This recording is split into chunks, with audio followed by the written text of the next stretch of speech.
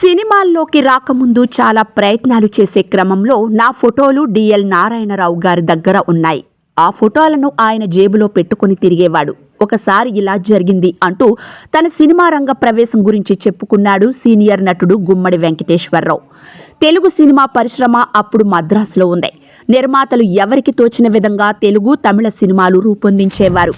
ఆ క్రమంలో సౌందరరాజన్ అయ్యంగార్ అనే నిర్మాత తమిళనాడు టాకీస్ పేరు మీద కొన్ని తమిళ సినిమాలు చేసి ఉన్నారు. ఆయన తెలుగులో కూడా ఒక సినిమా తీయాలనే ప్రయత్నంలో భాగంగా డిఎల్ నారాయణ గారిని తెలుగు సినిమాకు పనికి వచ్చే కొత్త నటులు ఎవరైనా ఉంటే చెప్పు అని అడిగితే అప్పటికే తన వద్ద ఉంచుకున్న నా ఫోటోలను తీసి చూపించగానే అతన్ని వెంటనే బయలుదేరి రమ్మను అని చెప్పాడంట. అంతే, నాకు స్టార్ట్ ఇమీడియట్ అని టెలిగ్రామ్ పంపారు డిఎల్ గారు. వెంటనే బయలుదేరి మద్రాసుకు వెళ్ళాను. ఆ సినిమా పేరు అదృష్టదీపుడు. అందులో ముక్కాముల గారి అసిస్టెంట్గా చిన్న వేషం నాది.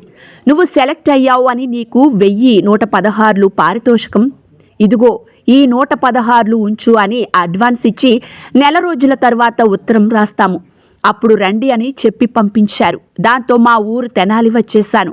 నాకు సినిమా అవకాశం రావడంతో మా తోడల్లుడు రామకోటేశ్వరరావు చాలా ఆనందపడ్డాడు. ఊరు చేరుకున్న నేను నా స్నేహితులకు భారీ ఎత్తున పార్టీ ఇచ్చాడు. నెల రోజులు ఎలాగోలా గడిచిపోయాయి. తరువాత ప్రయాణానికి సిద్ధమయ్యాను. నాకు అప్పటికే 2 పిల్లలు. పిల్లలను, భార్యను వదిలి రావడం కాస్త బాధ అనిపించింది. అంతేకాకుండా మా అత్తగారికి మగపిల్లలు లేకపోవడంతో నన్నే తమ కుమారుడిగా చూసుకునేది. అలాంటి ఆవిడ తన కూతురిని ఓదార్చి నన్ను ప్రోత్సహించి పంపించారు. మద్రాసుకు రాగానే నాకు చిత్తూరు నాగయ్య గారి ఆఫీస్లో రూమ్ ఇచ్చారు. అంటే చిత్తూరు నాగయ్య గారి ఆఫీసును కొంత భాగం తమిళనాడు ఆఫీస్ వాళ్లకు అద్దెకిచ్చారు. అందువల్ల నాకు అక్కడ బస ఏర్పాటు చేశారు.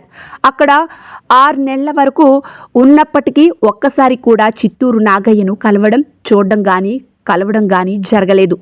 ఎందుకంటే ఆయన అంత బిజీ పర్సన్.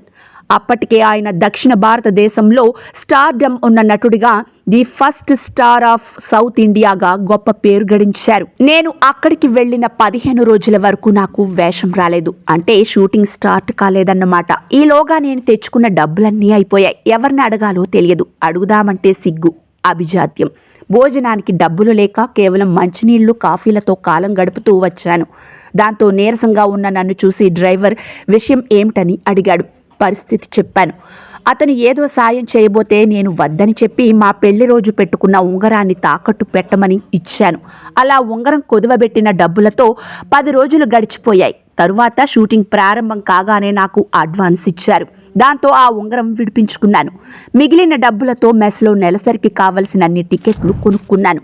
నా జీవితంలో తిండికి ఇబ్బంది పడ్డ ఏకైక సందర్భం అదే అంటూ తన జీవితంలో సినిమాల్లోకి వచ్చే ముందు కష్టాలను వెల్లడించాడు సీనియర్ నటుడు గుమ్మడి తన జీవితం గురించి చెబుతూ.